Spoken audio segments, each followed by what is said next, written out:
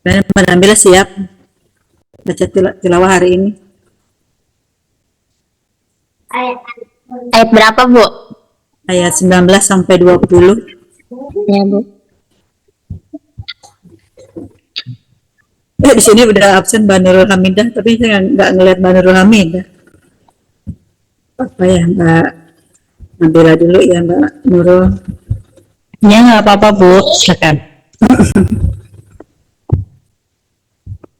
A'udzu billahi minasyaitonir rajim. Bismillahirrahmanirrahim. Aw qasaybin minas samai fihi dzulumatu wa ra'du wa barq. Yaj'aluna asabi'ahum fi adhanihim minas sawa'iqi hazaral maut. Wallahu muhitun bil kafirin.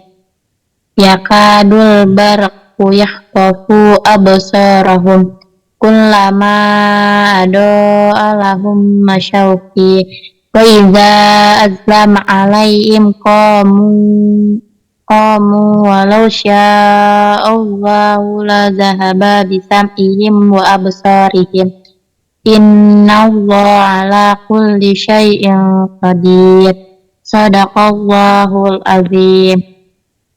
Sadaqallahul azim.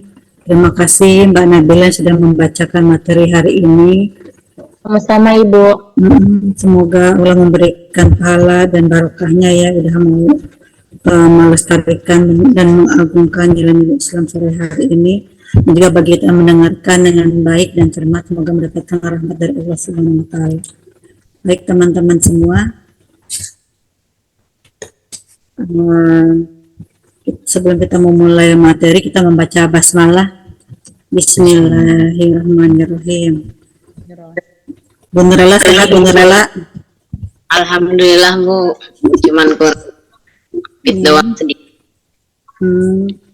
Gak fit kenapa Bu Lela? Oh, kurang minum ya Bu Lela ya? Ya mungkin. Iya. Mbak Siti Masila apa kabar? Alhamdulillah baik. Mbak Siti Sri Mulyati, nggak usah tegang Mbak Siti. Tegang sekali. Mbak Unita di sekolah apa di rumah Mbak Unita?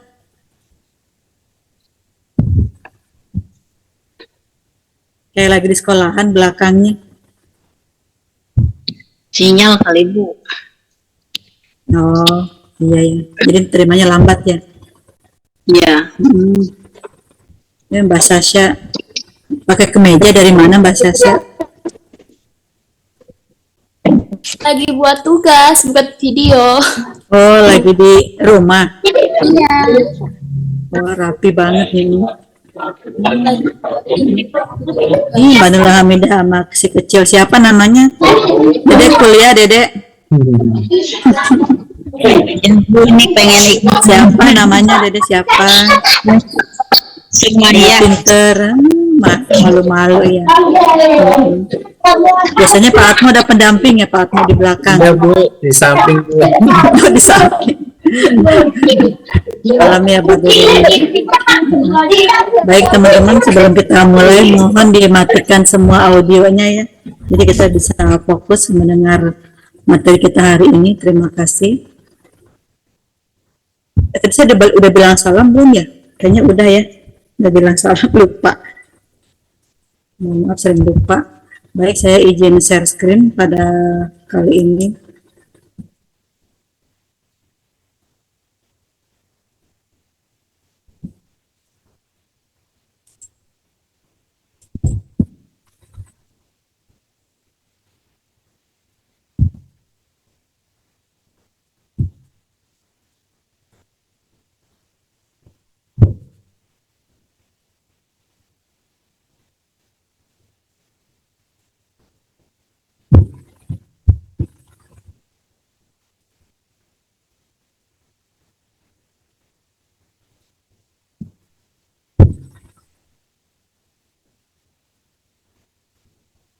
Sudah terlihat ya?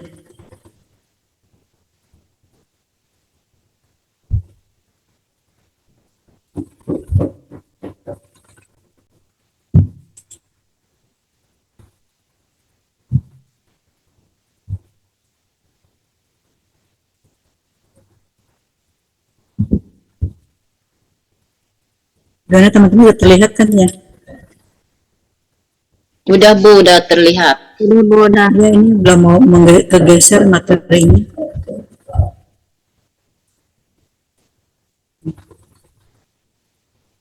Baik, kita kali ini memasuki materi ke-12 ya.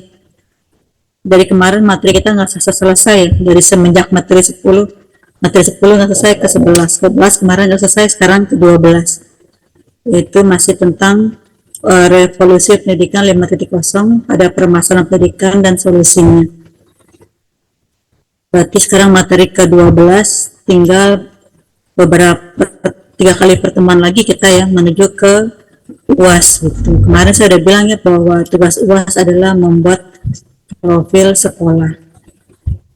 Kemarin kita sudah mencapai tentang ini kan tentang generasi ya, generasi dari tahun ke tahun gitu.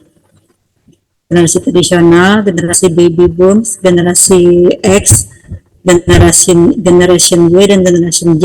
Generasi Z itu adalah generasi milenial. Kemarin kita sudah membahas tentang generasi milenial gitu ya. Ini adalah produk kreativitas pada generasi tradisional dengan perbandingan generasi Y ya, atau generasi Z ya, generasi milenial. Nah, setelah generasi milenial kita memasuki yang namanya generasi alpha. Kita ulang kembali ya, generasi Z atau generasi alpha gitu kan. Karakter tentang generasi Z yaitu mereka itu menyukai bersikap sosial gitu kan, lalu multitasker gitu kan. Itu mereka mempunyai waktu untuk bersama dan bekerja, itu dapat membuat sesuatu apapun. Lalu dia entrepreneurs gitu kan, dan dia memiliki edukasi gitu kan, serta filantropis. Lalu sebagai seorang yang digital native, interaktif, tech savvy, less fokus, dan cautious gitu kan. Nah, ini perbandingan antara generasi milenial dengan generasi tradisional gitu kan. Nah, mungkin kalau zaman dulu gambaran anak dulu udah mulai gambaran anak sekarang udah mulai modern ya gitu kan. Sekarang kita bisa lihat satu karakter dari gambar tersebut. Di generasi milenial saat ini mungkin sudah ada yang namanya skateboard ya. Jadi adanya generasi sudah berkembang industri ya. Jadi apapun apa yang mereka butuhkan sudah mulai tersedia gitu. Sedangkan kita lihat ya pada zaman tradisional, atau mungkin ini generasi apa ya, saya lupa lagi. Sebentar. Nah, ini tadi mungkin generasi X ya. Nah, di zaman generasi X ini perbandingannya teman-teman bisa lihat ya. Pertama kali adanya sepeda gitu, di mana seorang anak berusaha untuk dapat bisa menggunakan teknologi pada zaman tersebut gitu. Beda dengan zaman sekarang gitu ya. Zaman sekarang itu teknologi semua tersedia ya, teknologi sederhana baik sepeda gitu kan, motor, mobil, nah, ada yang namanya skateboard segala macam.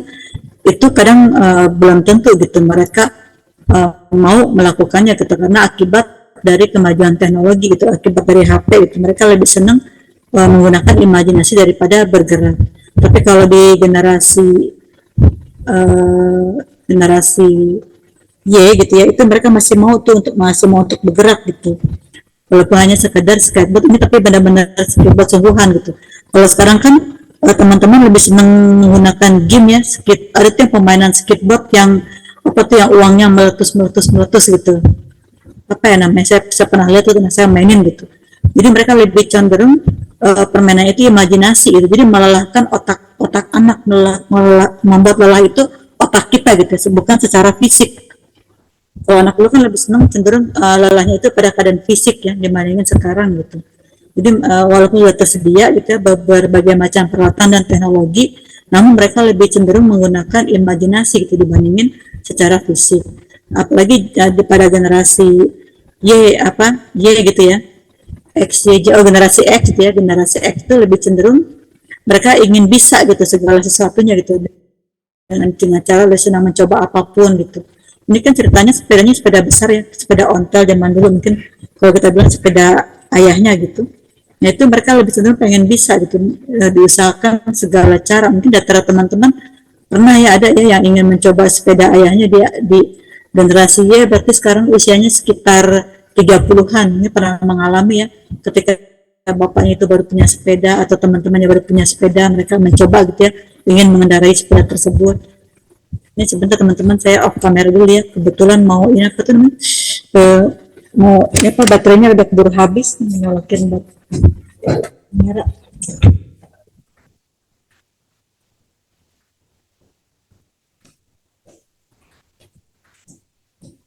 Baik, saya lanjut lagi.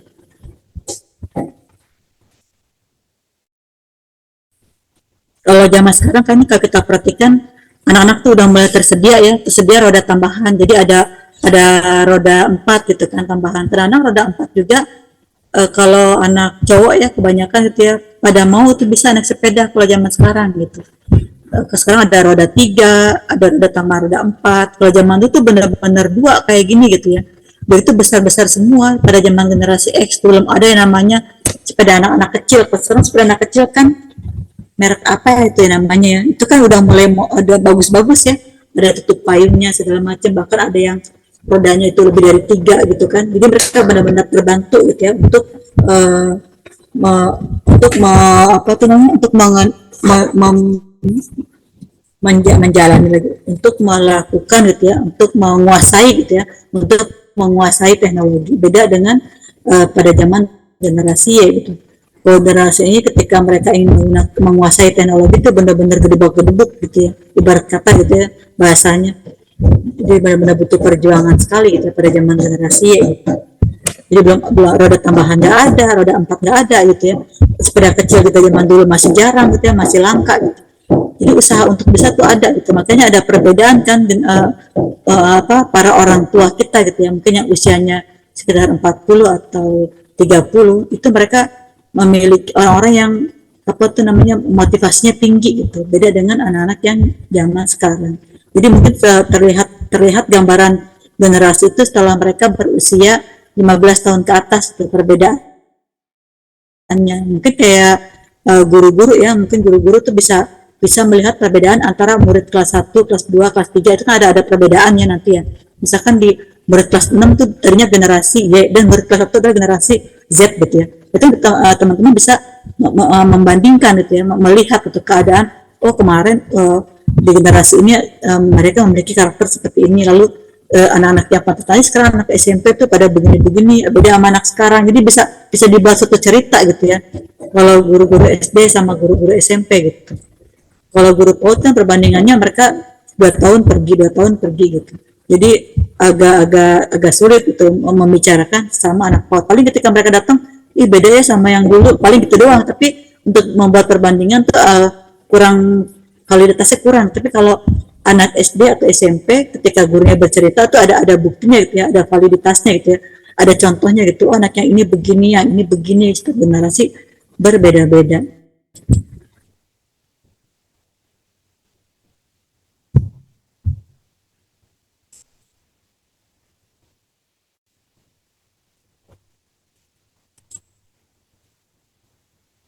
Nah ini adalah karakter generasi alpha gitu ya.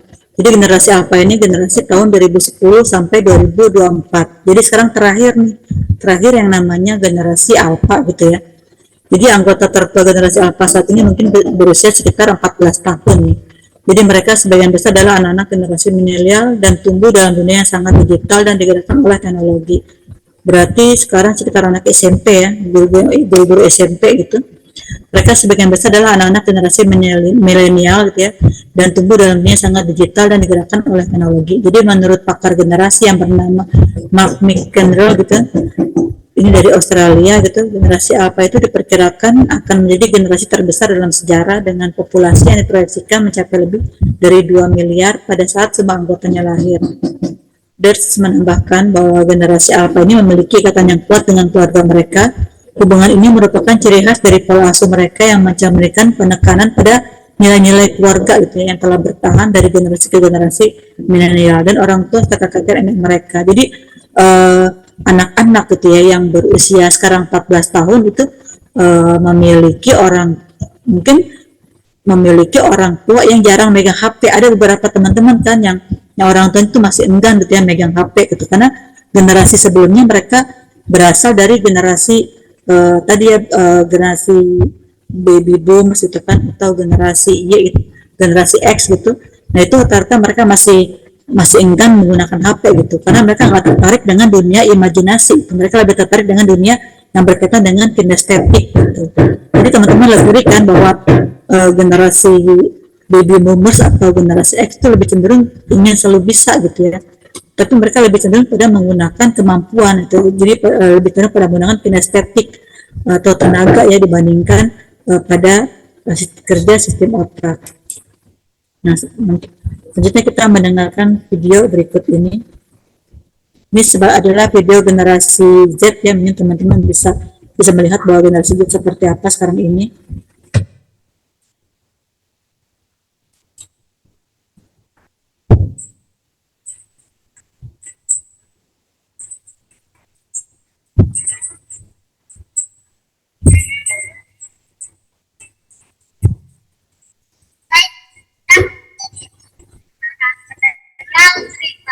Saya tidak takut dari polisi, non.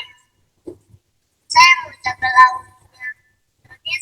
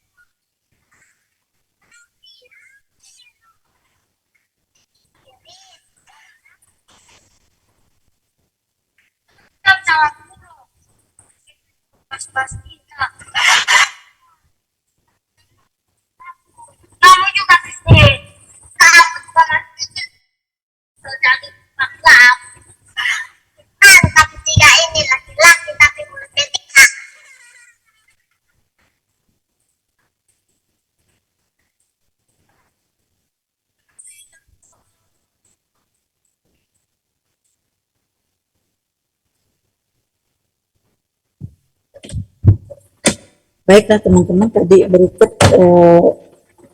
video ya tentang kisah anak-anak dari timur. Ini sebetulnya kreativitas orang anak timur ya, bagus sekali ya. Mereka membuat satu mengangkat gitu ya, mengangkat berita-berita gitu ya, atau permasalahan-permasalahan yang sering ada di sekitar anak-anak ataupun di sekitar masyarakat mereka, sehingga hal itu menjadi satu bahan pelajaran buat kita semua ya. Tadi kan kita lihat ya bahwa tentang apa tuh namanya, jadi mereka itu sudah memikirkan beberapa keadaan masyarakat nantinya gitu ya, ke depannya gitu ya. Contohnya lagi seperti tentang banyaknya jumlah penduduk gitu kan. Itu sudah terjadi ya di negara-negara maju gitu, bahwa di negara-negara maju itu sedang apa tuh, mereka udah mulai jarang berpikiran bahwa memiliki keturunan itu dapat menghambat kehidupan mereka gitu. Contohnya kayak di Jepang, Korea itu udah mulai ya penduduknya itu untuk pertumbuhannya lambat gitu, bahasanya, mereka itu sudah tidak keinginan punya anak itu mulai berkurang gitu. Jadi mereka lebih senang disibukkan oleh oleh bisnis, oleh karir kayak gitu. Jadi tidak memikirkan kehidupan anak. Malah ada yang berpikiran gitu ya, saya sempat baca di satu blog itu bahwa mereka berprinsip karena kalau mempunyai anak itu akan menghambat karir gitu ya, atau kerja mereka gitu. Itu karena saking mereka terlampau fokus pada pekerjaan gitu. Dia tidak memikirkan satu keturunan. Jadi seperti itu ya kehidupan di Jepang sama Korea. Di Belanda juga seperti itu ya, di beberapa negara Eropa. Jadi bagi mereka yang mau gitu ya memiliki anak tuh sampai dibiayai gitu ya. Beda dengan Indonesia gitu. Indonesia sampai adanya program-program KB gitu ya untuk mengurangi jumlah penduduk, tapi di negara-negara maju mereka sampai memberikan fasilitas kepada warganya gitu ya, masyarakat yang ingin memiliki keturunan gitu ya, akan dibiayai gitu kan. Sampai di Jepang itu pendidikan dari semenjak TK dan sekarang perguruan tinggi itu gratis gitu. Bahkan mereka tuh difasilitasi gitu ya. Dan tahun 2022 juga saya sempat lihat ya satu berita gitu ya, bahwa di negara tuh sekolah itu ada sekolah bagus, sekolah tertua, sekolah hebat gitu ya. Mungkin kalau buat di Indonesia tuh kita tuh berlomba-lomba gitu ya untuk masuk ke dalam sekolah tersebut gitu. Tapi ini malah kemarin saya lihat beritanya tuh bahwa 3 orang ini adalah murid terakhir di negara tersebut, di daerah tersebut gitu ya, di negara Jepang, daerah tersebut gitu. Jadi ini adalah murid terakhir gitu, karena udah tidak ada lagi usia anak SMP gitu yang masuk ke sekolah tersebut gitu. Jadi bukannya di sekolah itu nggak laku gitu, tapi memang penduduknya itu makin lama makin berkurang. Jadi sampai sekolah itu tuh ditutup gitu, karena tidak ada lagi murid yang mendaftar gitu. Terakhir mendaftar itu hanya 3 orang aja gitu di sekolah tersebut. Itu masih terus berjalan gitu, walaupun hanya 3 anak yang masuk di sekolah tersebut. Mungkin teman-teman bisa melihat di Google ya, atau di internet, atau dicari gitu ya, murid terakhir di daerah Jepang gitu ya, yang muridnya terakhir hanya 3 orang. Padahal fasilitas mereka tuh lengkap banget ya, organ ada, mau basket ada gitu.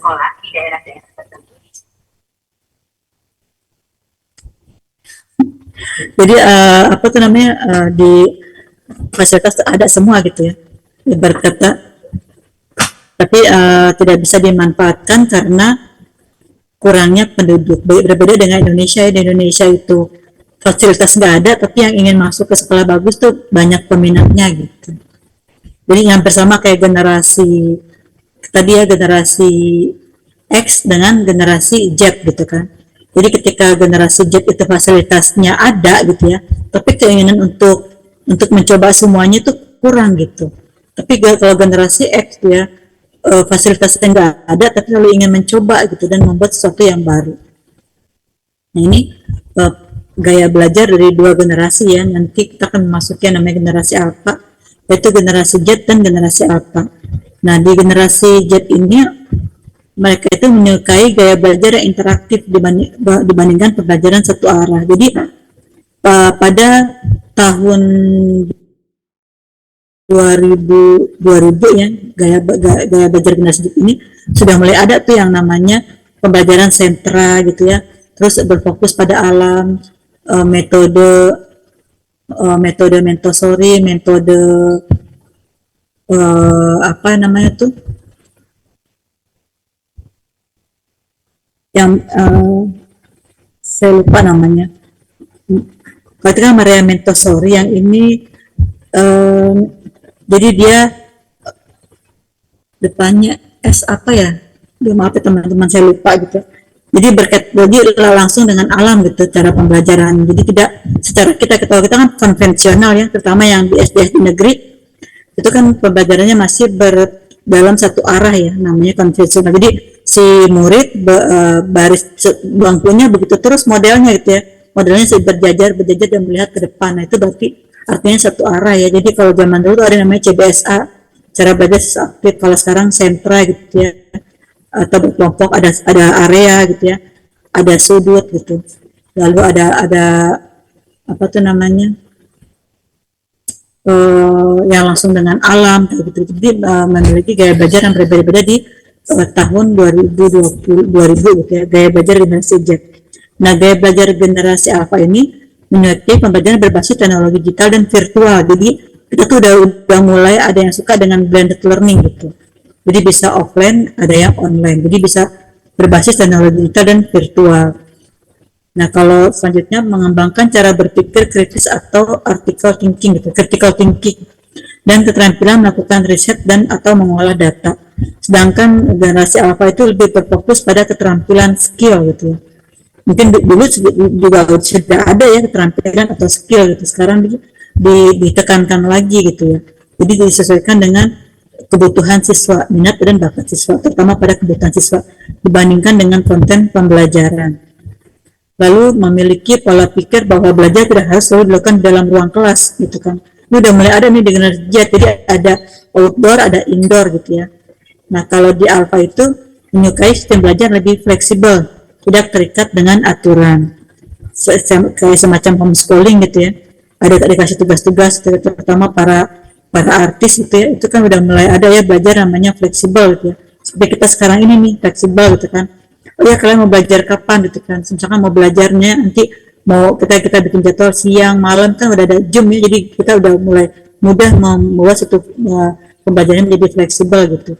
Dan juga ada namanya pembelajaran asinkronis dan asinkronis. Jadi belajar itu kita bisa melalui video ataupun melalui YouTube ya, pembelajaran tersebut. Lalu lebih terlibat dalam bidang studi pembelajaran sesuai dengan sesuai dengan minat mereka gitu. Sedangkan kalau di alpha menaruh minat yang besar untuk berkolaborasi saat belajar baik dengan guru maupun dengan sesama siswa. Jadi hampir sama dengan proyek ya. Jadi ketika pembelajaran proyek itu yang bukan ya di semester 3. Jadi kalau dengan proyek itu kita itu benar-benar dengan minat dan bakat anak gitu. Jadi kalau misalkan dia punya minat tapi kurang bakat, itu malah diasah tuh bakatnya gitu kan.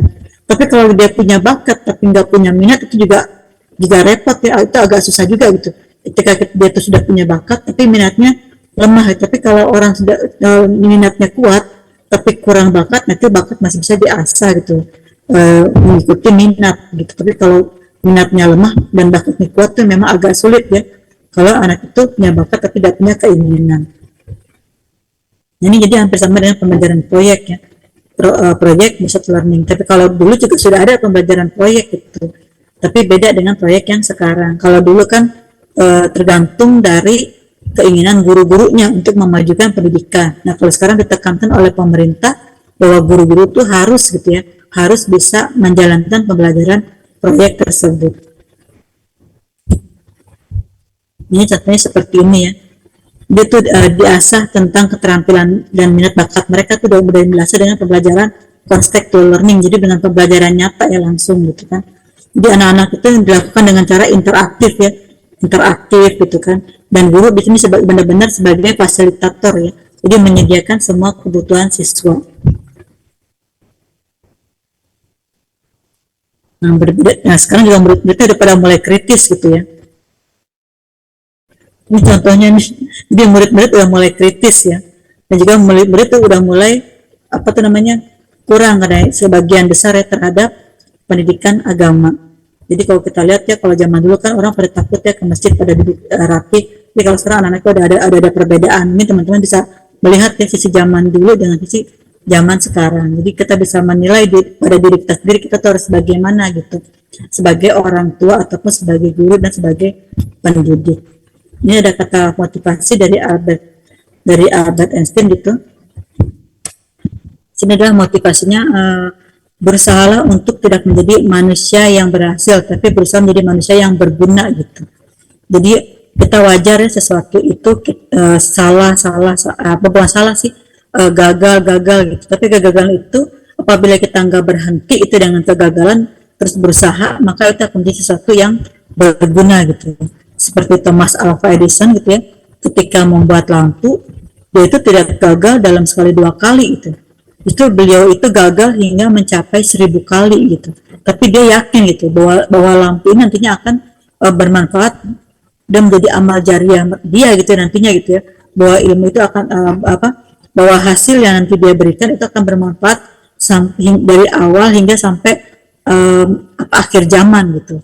Seperti yang teman-teman rasakan sekarang ya, namanya lampu itu kan oleh Thomas Alva Edison itu sangat benar-benar sangat berguna sekali gitu.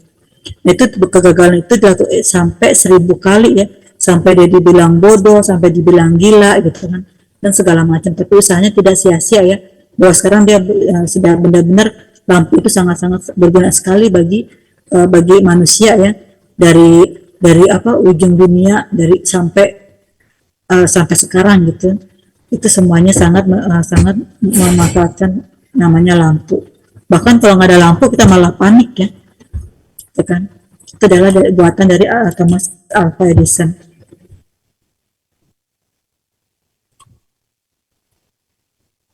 Nah di sini karakter gen alpha itu adalah bahwa keterampilan baru dan teknologi baru itu ya, generasi alpha ini akan membutuhkan perangkat yang berbeda untuk berkembang pesat di dunia yang terus berubah seperti sekarang ya. Jadi dia itu dapat mengikuti perkembangan perubahan.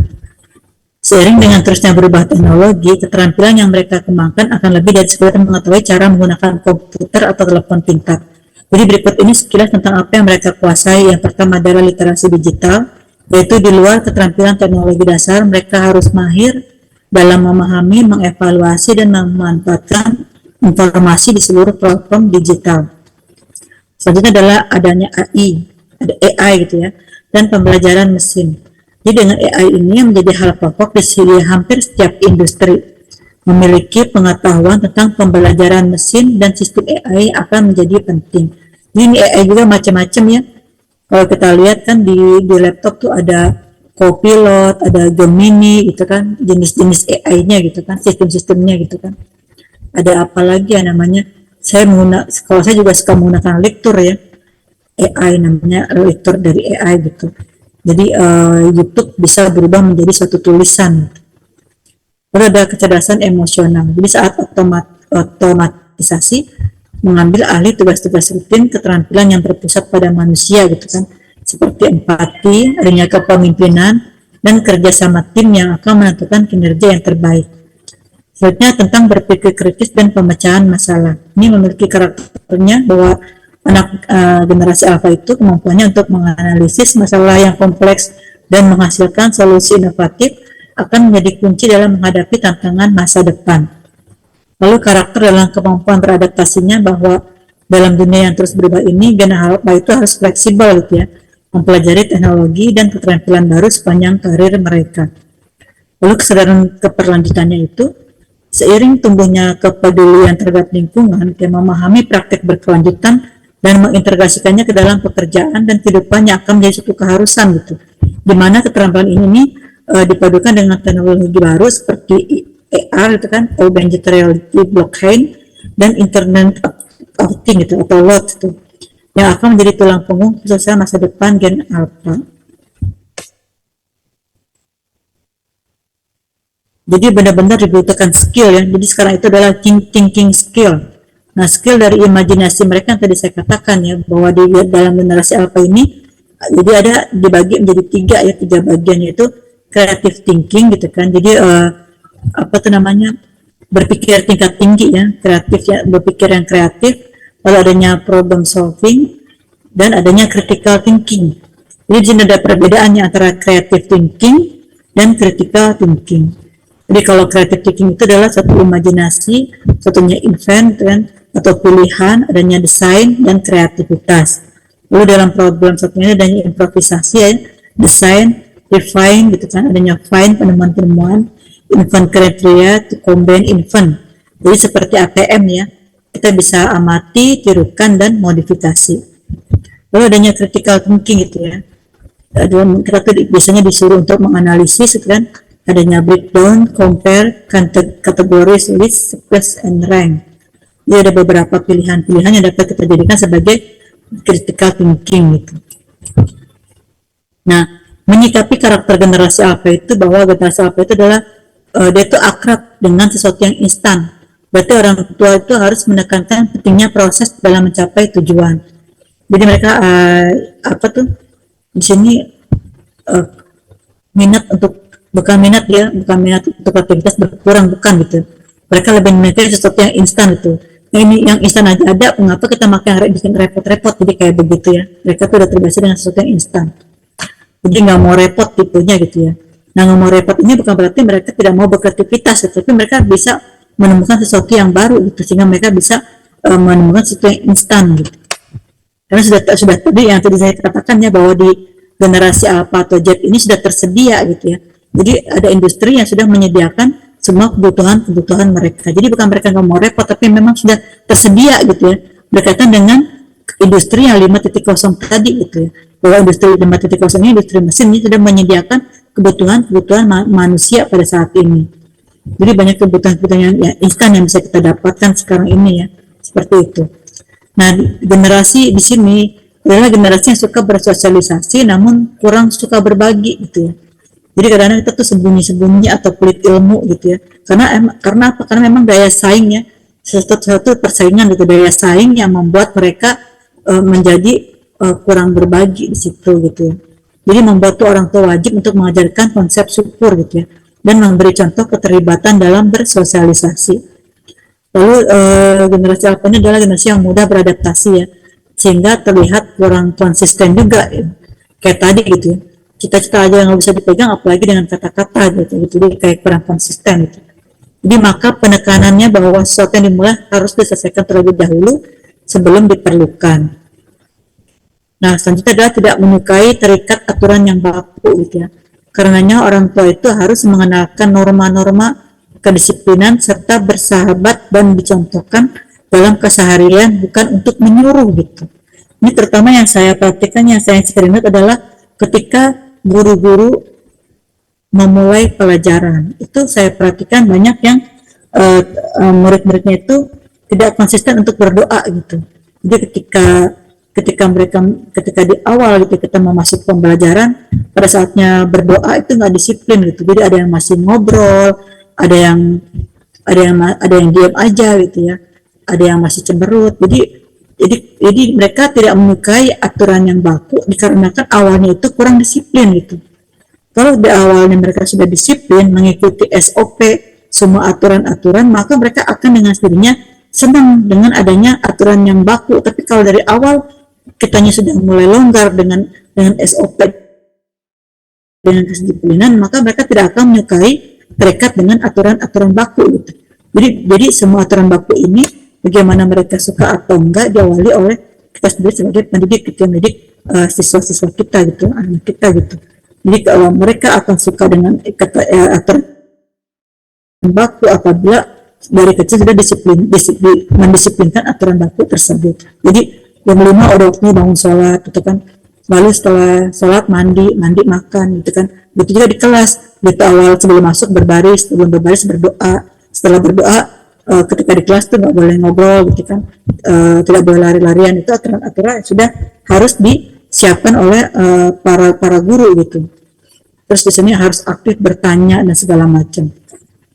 Atau piket ya, ketika piket juga mereka udah ada jadwal piket gitu. Nah itu kalau nggak diawasi jadwal piket mereka, biasanya kan apa tuh yang rajin banget, yang enggak gitu. Itu akhirnya mereka tidak akan suka dengan ikatan baku dikarenakan ketika mereka piket tidak diawasi oleh gurunya gitu. Soalnya tadi siapa yang nggak piket itu nggak pernah ditanyakan gitu. Jadi apa tuh namanya, ketika guru membuat aturan piket, nah guru tersebut teledor dengan aturan tersebut. Teledor itu dalam artian tidak pernah mengawasi gitu ya siswanya gitu, sehingga mereka jadi tidak menyukai dengan terikatnya aturan baku. Lalu selanjutnya adalah teknologi sebagai kebutuhan dasar. Jadi orang tua pun diwajibkan untuk melek teknologi ya, melek teknologi itu kan, untuk mendampingi penggunaan teknologi oleh anak. Kalau melek teknologi disingkat apa ya? Kayaknya anak-anak sering apa tuh, plesetan gitu. Makanya lo melek teknologi ya kayak gitu. Apa ya? Saya lupa plesetannya. Lalu generasi yang jauh lebih cerdas dibandingkan generasi sebelumnya. Kenapa mereka lebih cerdas ya? Karena apa yang dikonsumsi orang tua itu sekarang udah bagus-bagus ya. Vitamin mudah didapat gitu kan, gizi mudah didapat. Kalau zaman dulu kan agak sulit ya, harus mengolah dulu. Kalau sekarang kan memang disediakan gitu ya. Sekarang aja vitamin udah banyak yang hebat-hebat gitu, sehingga itu apa tuh, mereka tuh lebih cerdas dibandingin yang zaman dahulu. Tinggal kemauan gitu kan, kemauan yang kurang. Jadi kemauan yang kurang apa tuh, sehingga mereka kecerdasan itu jadi apa tuh, jadi terhambat ya, karena kemauan untuk cerdas itu kurang. Beda sama zaman dulu. Zaman dulu kan kemauan ada, tapi tingkat kecerdasan susah. Tapi ada usaha gitu. Nah kalau sekarang mereka udah cerdas, tapi nggak mau cerdas ya tadi, karena kemauan untuk kecerdasan itu yang kurang. Usaha untuk cerdasnya yang kurang, bukan kecerdasannya gitu. Nah di sini peran orang tua untuk mengarahkan kemampuan anak pada hal positif yang diperlukan. Lalu mudah terpapar hal negatif. Jadi orang tua itu bertindak sebagai barrier, sebagai pelindung ya, pengarah untuk menanamkan hal positif serta peran dalam pengawasan. Ini teman-teman bisa melihat ya di internet itu tentang karakter generasi alpha. Ini saya juga nyari di internetnya, makanya ini ketika saya potong pun saya sertakan di sini gitu, link internet tersebut. Jadi biar teman-teman nanti nambah wawasan dari pembelajaran ini ya, bisa lebih dari saya gitu, pemahaman teman-teman tentang generasi berikutnya. Karena sebagai guru itu harus paham karakter anak-anak kita gitu nantinya gitu. Pertama yang ketika kita membina, ketika kita memasuki, kayak kan tahun depan nih misalkan udah masukin generasi beta. Nah ketika mereka umur 5 tahun, 3 tahun, kan udah masuk PAUD ya, 3 tahun, 4 tahun itu udah mulai, biasanya suka ada perbedaan gitu loh. Sikap mereka tuh, karakter mereka tuh ada perbedaan, karena mereka dididik oleh generasi apa nih gitu kan. Misalkan mereka mempunyai orang tua yang generasi Z atau generasi Alpha gitu ya, itu udah mulai ada perbedaan gitu, karakter mereka ketika mereka sekolah di situ. Walaupun ini masih jauh, tapi teman-teman ini sebagai bahan pertimbangan atau pembelajaran teman-teman nanti ke depannya ya. Atau kan misalkan kita memiliki keponakan atau memiliki anak-anak kita memiliki teman gitu. Jadi sebagai bahan perbandingan. Ini fakta menarik dari generasi alpha. Jadi mereka itu yang lahirnya 2010 gitu ya, hingga 2050. Ini ada yang berkata 2050, padahal ini yang belum tahu nih, bahwa nanti setelah 2025 itu ada yang namanya generasi beta. Itu udah ini banget ya, udah menggaung di Instagram tuh terutama tuh, bahwa kita sebentar lagi akan memasuki generasi baru, yaitu generasi beta. Ini sepertinya si pembuat blog ini belum paham gitu ya tentang generasi beta. Ini buat pengetahuan untuk teman-teman semua yang tadi saya bilang, makanya kita harus update gitu ya, harus melek teknologi. Kalau melek teknologi itu bahasa plesetannya apa sih nih kita melek teknologi, bahasa plesetannya gitu kan, makanya kita harus update gitu kan.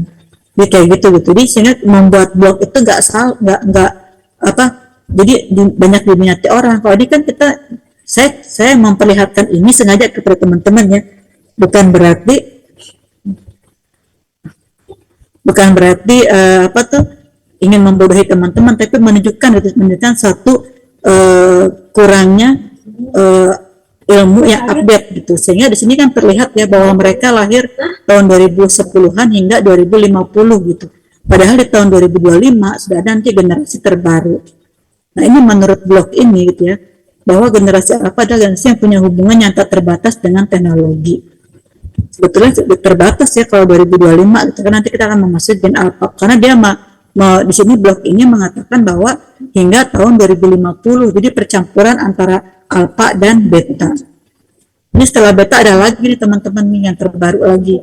Jadi di sini buat pembelajaran buat teman-teman ya, sebagai orang yang memiliki ilmu gitu, kita paham gitu bahwa nanti 2025 akan ada generasi baru. Jadi kalau di sini ada satu blog yang menyatakan 2050, mungkin ini gambarnya bagus ya, gambar bagus, secara keilmuan bagus, tapi ini ilmu yang kurang gitu kalau menurut saya gitu. Dan mungkin teman-teman nanti di sini dapat paham bagaimana sih kita mencari ilmu-ilmu yang terbaru gitu ya. Jadi kita selalu update dengan informasi gitu. Jadi ketika kita mencari informasi, jangan hanya satu, cari lagi sehingga menemukan sesuatu yang baru lagi gitu. Ini saya juga bukan menjelekkan juga ya. Mudah-mudahan sini teman-teman tidak berpikiran yang lain, bahwa di sini saya hanya menunjukkan gitu ya, menunjukkan bahwa ada sesuatu hal yang terbaru lagi gitu setelah ini gitu. Nah, ini kan yang terbaru ya. Adalah generasi beta atau gen beta. Gen beta ini adalah istilah yang digunakan pada kelompok anak-anak yang lahir antara 2025 sampai tahun 2039. Nah, ini update nih kalau blog ini nih gitu. Jadi kalau ilmu ini update gitu ya.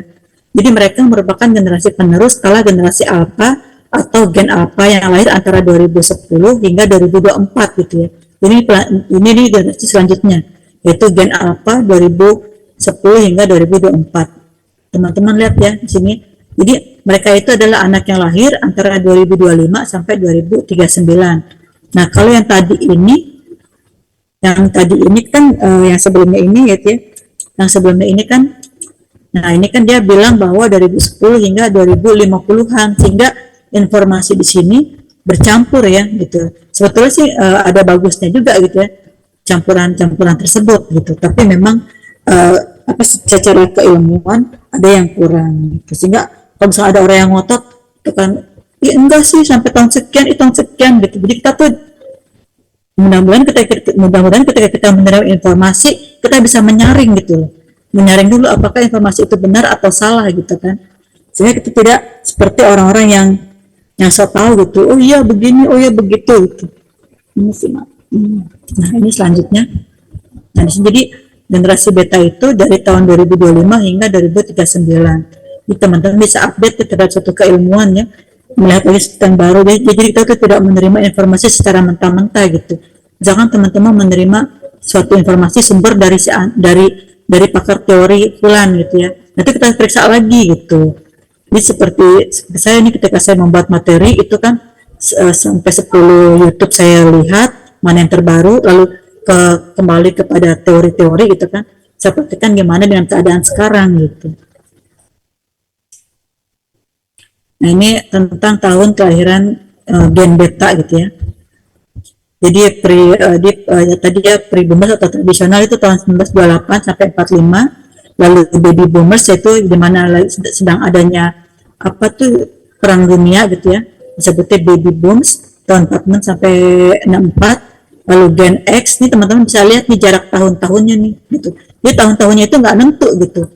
Tahun-tahunnya ini semua dilihat dari keadaan. Jadi kita nggak bisa memprediksi sekian tahun lagi, kecuali Mike McCandless, memang dia seorang pakar demografis gitu, yang membuat perkiraan peristiwa besar atau teknologi atau yang transformasi sosial gitu kan.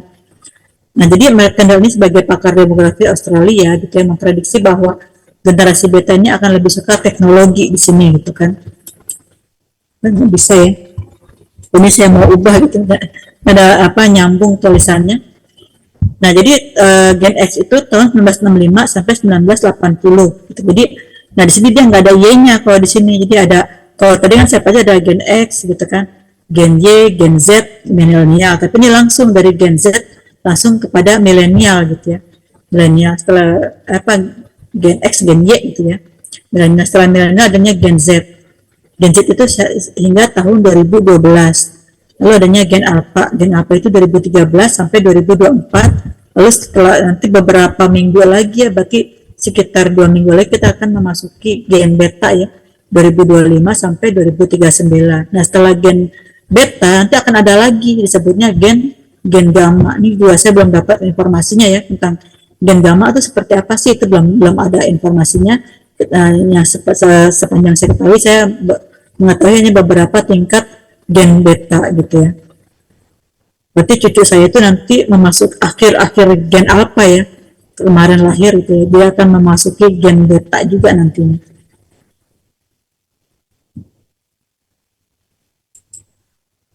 Nah, ini dalam prediksi bahwa Gen Beta ini nanti akan menjadi generasi yang sangat terintegrasi dengan teknologi gitu. Jadi mereka sudah menyukai dengan namanya robot-robot ya. Jadi kayak mainan yang bunyi-bunyi itu udah mulai nggak laku tuh. Kayak telepon halo gitu ya, telepon terus bunyi suara nada apa tuh? Suara lagu Korea ya. Mungkin teman-teman tahu semua kan, yang suaranya na gitu ya. Terus robotnya bergerak ya, begitu terus maju, terus sambil bermusik itu nanti udah mulai kurang disukai gitu ya oleh generasi Gen Beta gitu. Apalagi gen Alpha aja udah mulai kurang suka ya mainan yang bunyinya monoton gitu ya, kayak tadi kayak HP suaranya itu terus begitu dibunyi, jadi angka 1, angka 2, angka 3, angka 4 itu terus suara musik Korea gitu ya, kayak musik Cina itu udah mulai kurang diminati gitu. Nah, mereka tuh lebih seneng yang kreativitas gitu.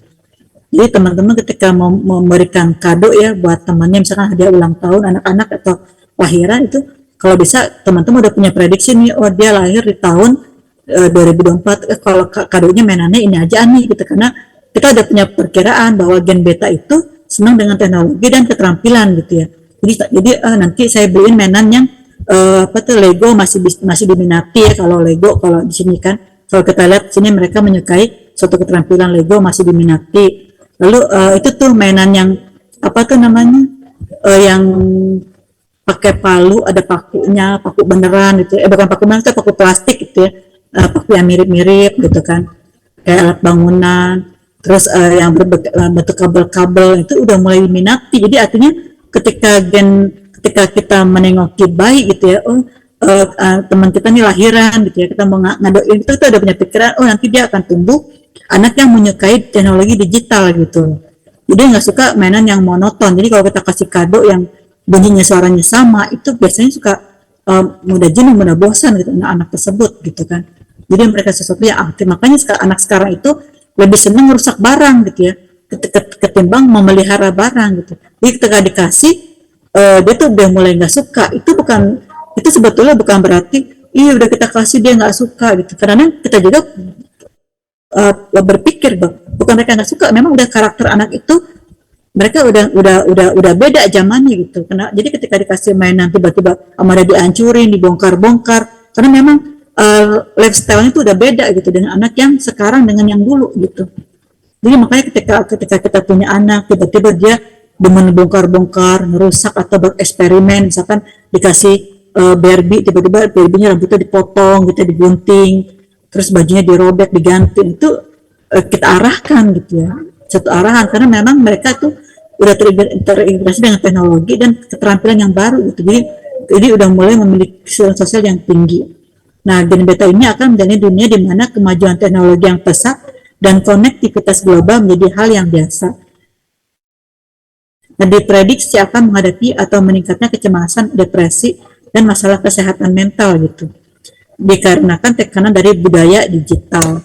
Jadi ini nanti hati-hati juga ya ketika anak kita berhadapan dengan medsos, menerima kritikan, menerima komentar gitu ya, berhadapan dengan teman yang berbeda, yang bersifat keras gitu ya, terus menjatuhkan. Itu biasanya kalau dulu kan ada ya, kalau di Islam tuh namanya Ghazul Fikri ya, perang pemikiran. Ini kalau sekarang enggak gitu ya. Kalau sekarang itu adalah perang peran dengan tulisan gitu loh.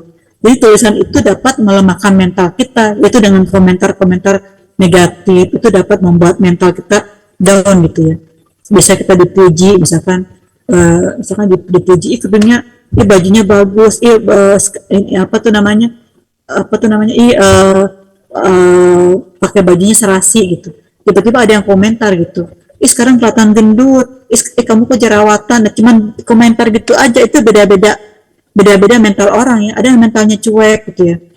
Saya kan tipenya cuek gitu ya. Jadi kalau di komentar negatif, saya balas dengan candaan lagi gitu. Jadi saya nggak nganggap serius komentar-komentar negatif kalau tipe saya gitu. Karena saya udah sering yang namanya masa-masa saya tuh udah masa yang udah berkali-kali gitu ya, berkali-kali mengalami jatuh bangunnya mental saya gitu kan, yang namanya dihina, difitnah, udah sering. Jadi jika saya bisa bangun, sehingga ketika saya menghadapi komentar-komentar negatif, hal itu kita jadikan suatu enggak yang dianggap serius gitu, malah kita balas dengan sesuatu yang kadang-kadang kita balas dengan sesuatu yang bersifat motivasi, menyadarkan, atau mungkin kita anggap suatu candaan gitu ya, yang hal ini tidak membuat menjadi hal yang mendalam, menjadi sesuatu yang depresi gitu.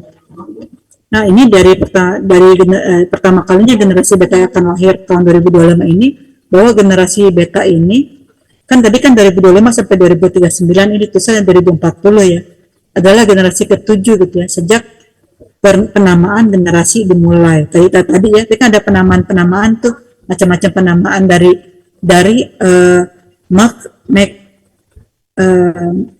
siapa sih namanya, saya lupa lagi deh. Oh ya, Mark McCrindle gitu ya. McCrindle. Jadi ada ini generasi beta adalah generasi ketujuh gitu ya, dalam penamaan berdasarkan abjad Yunani. Nah, ini tentunya akan melalui berbagai peristiwa dan perkembangan zaman gitu ya. Tentunya ini juga akan membuat karakteristik, sikap, dan lifestyle setiap generasi itu berbeda-beda.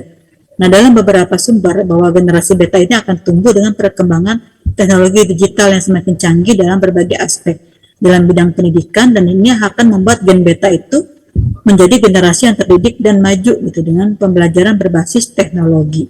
Mungkin nanti kita akan, sekarang kan di kurikulum Merdeka berbasis buku ya, berbasis buku gitu. Nah, sekarang berbasis teknologi gitu. Nah, itu bukan berarti buku itu dihilangkan ya. Buku itu dihilangkan, proyek itu dihilangkan, ada berbasis proyek, berbasis apalagi literasi. Nah, itu bukan berarti dihilangkan gitu, tapi diganti dengan berbasis teknologi gitu. Teknologi apa? Jadi buku itu sekarang namanya flip ya, buku flip, buku teknologi gitu kan, literasi teknologi. Jadi berbasis teknologi itu bukan berarti yang dulu dihilangkan. Jadi yang tadi yang dulu pernah saya bilang bahwa kurikulum, setiap ada kurikulum terbaru bukan berarti kurikulum yang lama dihilangkan. Kayak K13 kemarin dihilangkan, enggak seperti itu. Tapi kita akan membuat sesuatu yang baru gitu, mengembangkan kurikulum yang lama gitu. Mungkin sekarang buku ya, kita kan tahunya buku itu suatu kertas gitu ya. Tapi kalau diganti dengan berbasis teknologi, jadi buku itu sekarang bukan berupa kertas gitu. Berarti merupakan soft file gitu ya, kalau buku atau file gitu. Seperti itu gitu kalau generasi untuk disebut dengan berbasis teknologi. Jadi seperti itu teman-temannya. Nah, setiap generasi pun itu akan berbeda pola parentingnya. Nah, tergantung parentingnya itu dia tuh generasi mana gitu ya. Kalau parenting, kalau dia masih memiliki parenting dari baby boomers itu ya, atau boomers yang berasal dari Perang Dunia Kedua, itu kan mereka orang-orang yang melakukan senang berhemat ya, karena dulunya kan merasa susah gitu ya di zaman Perang Dunia Kedua, sehingga mereka tuh orang yang senang hemat dan mempunyai perkiraan yang takut nanti nanti kedepannya saya akan begini gitu. Jadi udah persiapan dari awal, nanti khawatir kedepannya kayak begini. Jadi kekhawatiran yang tinggi ya zaman baby boomers. Nah, itu kita lihat tuh generasi ini bagaimana pola parentingnya gitu. Ada lagi parenting yang tadi saya bilang, mungkin kalau generasi Y itu kan orangnya enggan megang HP, jadi itu orang tuanya mendidik ya. Mendidik, ada yang anaknya itu lebih cenderung pada karakter, pada hafalan Quran, jauh dari HP gitu kan, karena mereka keturunan memiliki pendidikan di awal orang tua yang yang kayak gitu. Itu bukan berarti mereka tidak peduli dengan teknologi ya, bukan berarti tidak peduli, tapi dia itu dapat menjaga anaknya dari teknologi yang menurut mereka bersifat kurang bermanfaat gitu. Ada juga orang tua yang memanfaatkan teknologi berupaya untuk menjadi bermanfaat. Jadi kayak itu gitu. Sekarang kan YouTube-nya juga ada ya orang tua yang membuat ada program kayak Kabi itu kan. Kabi itu singkatan dari cerita kisah Nabi itu ya, atau enggak program YouTube yang Islami itu ya, itu dijadikan jadi satu flash disk, dijadikan satu TV media gitu.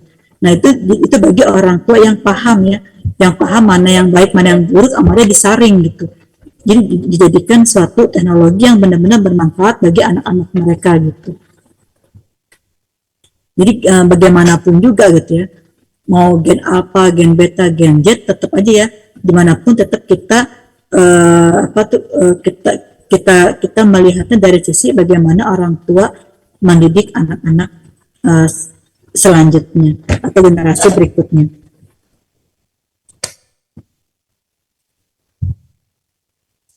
Ini tentang generasi beta.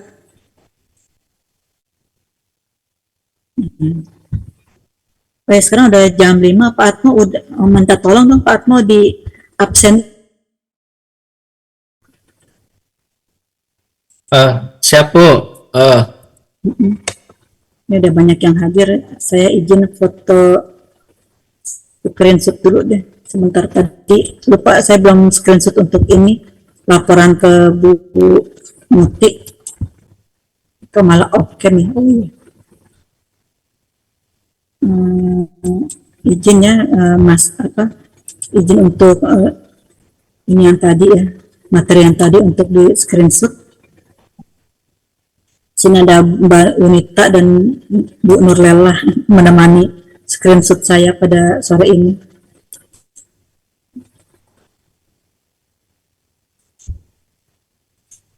Salah lagi, kenapa ini, kenapa oke men. Sebentar, ini kok saya salah mencet lagi. Iya.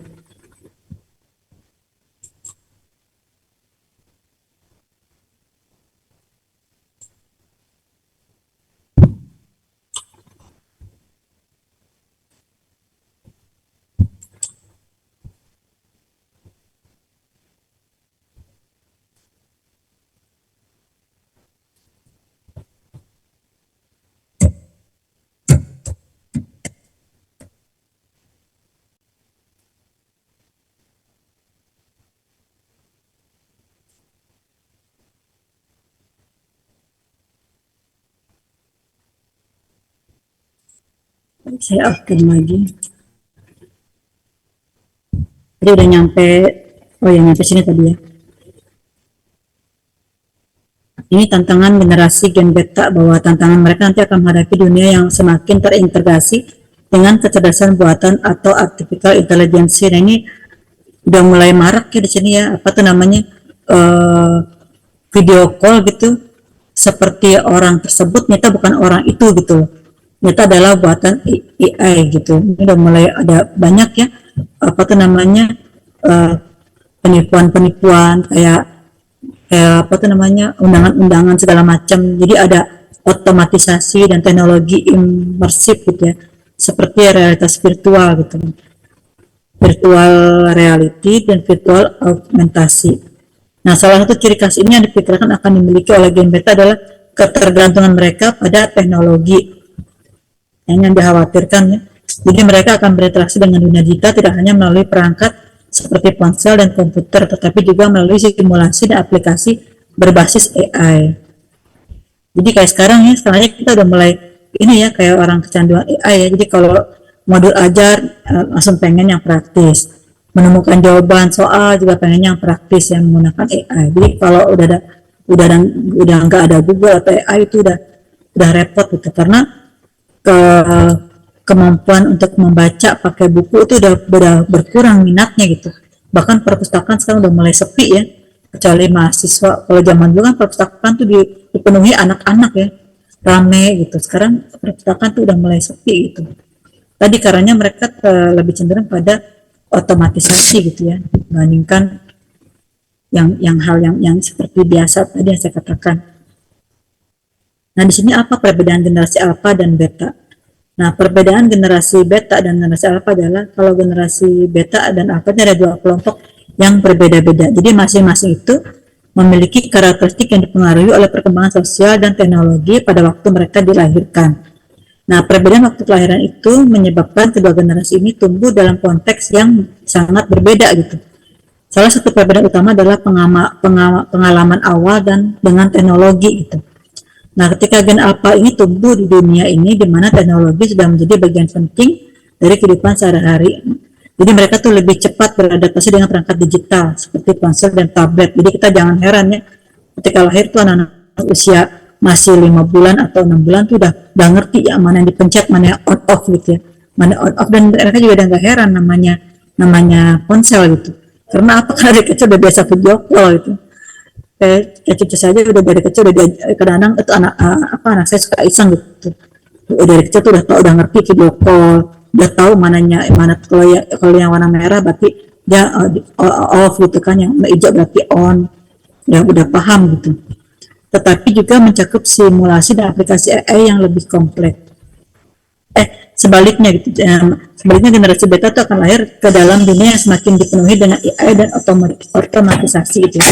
Di mana interaksi mereka tidak hanya terbatas pada perangkat tetapi juga mencakup simulasi dan aplikasi AI yang lebih kompleks. Nah, perbedaan lainnya terlihat pada karakteristik sosial dan nilai-nilai masing-masing generasi. Jadi generasi alpha ini dikenal memiliki hubungan yang kuat dengan keluarga dan cenderung lebih peka terhadap isu sosial gitu. Mereka dibesarkan oleh orang tua yang lebih modern, secara ekonomi lebih stabil, yang membentuk pola pikir terbuka dan kritis. Sementara nanti gen beta itu diperkirakan itu ya akan lebih menghargai keberagaman dan perubahan, serta memiliki rasa ingin tahu yang tinggi tentang dunia sekitar mereka. Dengan pesatnya kemajuan teknologi, generasi beta kemudian akan memiliki akses ke metode pembelajaran yang lebih inovatif seperti cara belajar yang lebih interaktif. Jadi seperti halnya sekarang ya kayak kurikulum ya, kemarin kan menteri kita Pak Nadiem Karim gitu. Mungkin teman-teman bisa di sini bisa membandingkan ya dengan sekarang kan ada Profesor Abdul Muti ya. Mungkin nanti kita akan melihat benar nggak sih perkiraan ini gitu. Jadi kita tuh sama-sama diajak untuk ini baru membuka lembaran. Jadi kita kan ada satu prediksi gitu.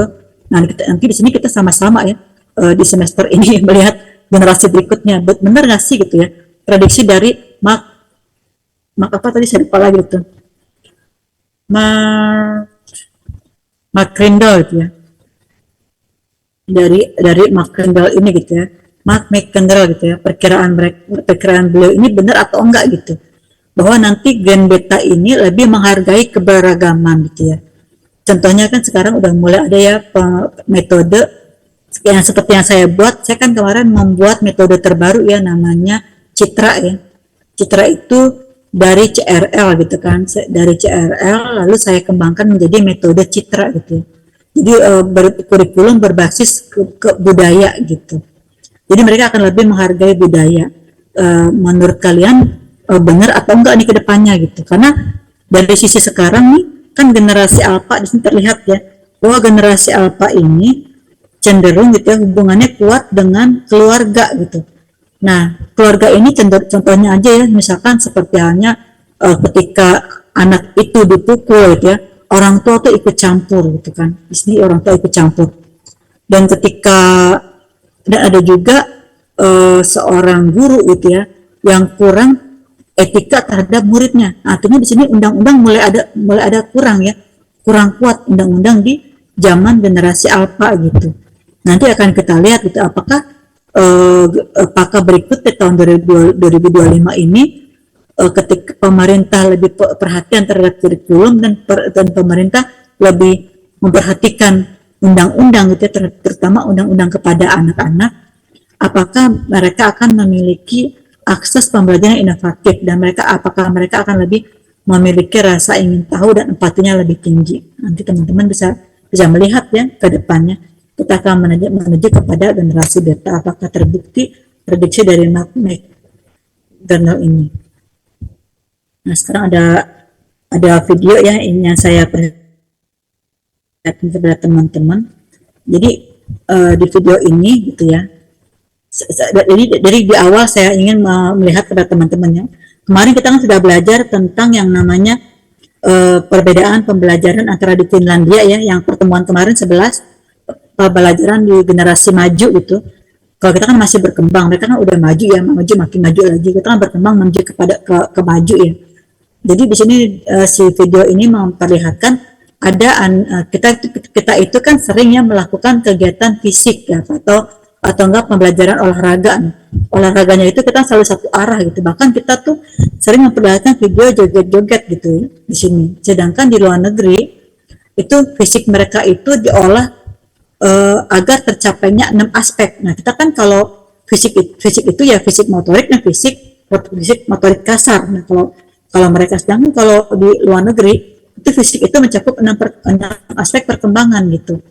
Nah, sekarang kita lihat bagaimana sih yang dimaksud dengan 6 aspek perkembangan kegiatan fisik mereka gitu.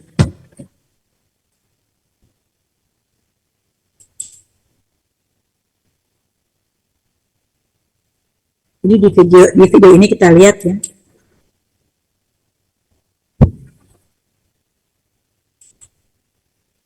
Waktu saya posting video perbandingan bedanya China, Jepang, dan Indonesia, ada yang bilang coach gitu ya, kasih laptop juga itu China. Baiklah, inilah video mengenai aktivitas anak-anak TK yang ada di China. Bagaimana mereka sangat beraktivitas sangat luar biasa, motoriknya, sensoriknya, gerakannya, dan juga kebersamaannya, kemampuannya, kemahiran kita bisa menikmati. Jadi kalau kita bandingkan dengan gerakan yang joget-joget asal, jelas di China mereka benar-benar dilatih luar biasa. Dan ini adalah gambaran bahwa kita harus banyak belajar studi banding dengan negara yang pendidikan yang lebih maju. Negara kita bisa menghasilkan generasi muda yang hebat, sukses, dan luar biasa sedari dini. Apakah Anda setuju? Silakan kami setuju. Dan mari kita share video ini. Generasi untuk banyak salah satu. Nah, jadi teman-teman tadi bisa lihat ya antara kita pertemuan kita yang kemarin gitu ya, perbandingan sekolah antara di Jepang gitu ya, di Jepang, di Belanda, Korea. Kemarin kita bahas kan 6 negara ya, 6 negara tertinggi. Yang tertinggi yaitu masih Finlandia kemarin ya, Finlandia, Korea, Belanda, Jepang, dan Denmark gitu. Nah, ini kan perbedaannya jauh banget dengan Indonesia ya. Indonesia tuh sering posting joget-joget gitu kan. Tapi mereka tuh kadang lupa mengarahkan gitu ya. Sebetulnya alangkah bagusnya ketika mereka tuh memposting video senam, karena senam tuh termasuk kegiatan fisik yang terarah gitu. Sedangkan di apa tuh namanya di Indonesia itu tidak ada kegiatan, jadi kegiatan fisiknya itu tidak ada kerjasamanya, kurang kemandiriannya, terus sensori motoriknya juga kurang gitu kan. Sehingga ada perbedaan yang tadi ya teman-teman kita lihat lagi ya, antara kegiatan fisik Indonesia dengan luar negeri. Waktu saya posting video perbandingan bedanya China, Jepang, dan Indonesia, ada yang bilang coach itu yang Indonesia jangan joget, kasih laptop juga di China. Baiklah, inilah video mengenai aktivitas anak-anak yang ada di China. Indonesia ya. Mereka sangat beraktivitas sangat luar biasa, motoriknya, sensoriknya, ya, tangan kanan sama tangan kiri berbeda. Dan juga kebersamaannya, kemampuannya, kemahirannya, ayo kita bisa melihat. Jadi kalau kita bandingkan dengan gerakan yang joget-joget asal, jelas di China mereka benar-benar dilatih luar biasa.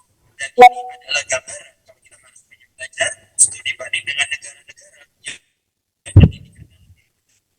Negara kita bisa menghasilkan generasi muda yang hebat, sukses, dan luar biasa sedari dini. Apakah Anda setuju? Kalau setuju silakan Pak. Dan mari kita share video ini untuk banyak keluarga. Salah satu.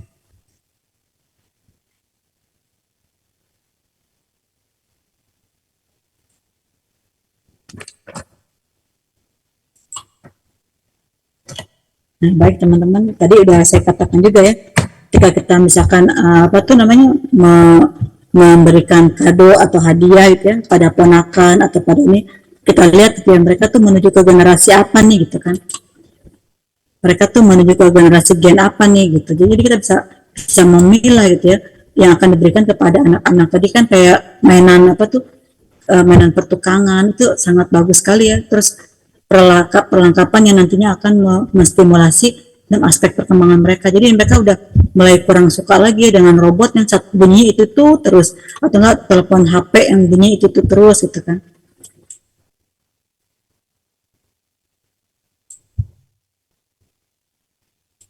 Ini tentang generasi beta ya. Yang ke-8 itu generasi beta. Generasi beta ini tahun 2025 hingga 2039 atau 2040 ya. Bahwa generasi beta itu diperkirakan akan menjadi generasi yang ditandai oleh integrasi teknologi yang signifikan dan apresiasi yang kuat terhadap keberagaman. Ini menurut Mark McCrindle gitu ya. Mark McCrindle gitu. Seiring dengan semakin diterimanya perubahan dan penerimaan oleh masyarakat, maka generasi beta diperkirakan akan tumbuh dalam lingkungan yang menumbuhkan rasa ingin tahu dan inklusivitas. Nah, karakteristik dari generasi gen beta ini muncul sebagai generasi pertama yang mengalami kehidupan hanya pada abad ke-21. Dia dikutip dari United National International School of Hanoi gitu ya. Generasi ini diperkirakan berinteraksi dengan simulasi diri yang dihasilkan oleh AI di media sosial atau memanfaatkan respon otomatis dalam interaksi daring secara lancar. Jadi dia udah mulai hebat ya, hebat gitu kan pembelajarannya, atau sinkronus dan asinkronis gitu. Ini tergantung orang tuanya nih. Kalau orang tuanya mengumpulkan pembelajaran asinkronisnya bagus-bagus, hasilnya juga akan kembali bagus gitu. Nah, ini generasi beta ini diprediksi akan sangat menginginkan pembelajaran dalam peningkatan keterampilan berkelanjutan agar tetap relevan di pasar kerja yang berkembang pesat. Nah, tapi menurut saya pribadi gitu ya, bagaimanapun generasinya, ketika kita akan menghadapi semua generasi ya, itu alangkah baiknya gitu ya, tetap kita berpedoman pada attitude gitu. Itu yang paling utama. Kayak misalnya di Jepang, walaupun teknologi mereka udah modern sebagus mungkin, tetap gitu ya, bahwa pembelajaran karakter itu sangat dibutuhkan gitu ya oleh anak-anak siswa kita gitu, bahwa apapun pembelajaran teknologi sebagus apapun, tetap bahwa attitude itu adalah yang utama. Ini yang tidak boleh dilupakan oleh teman-teman semua. Jadi kayak tadi saya bilang ya, bahwa SOP kedisiplinan itu sangat penting. Anak-anak itu tidak akan suka dengan pembelajaran dengan tadi ya, dengan baku gitu. Karena memang dari kecil itu udah tidak disiplin oleh orang tuanya ya, oleh gurunya gitu ya. Jadi SOP itu diabaikan gitu. Jadi ketika waktunya berdoa, mereka banyak ngobrol. Mereka ada yang diam atau nggak ngomong sama sekali, itu didiamin sama kita gitu.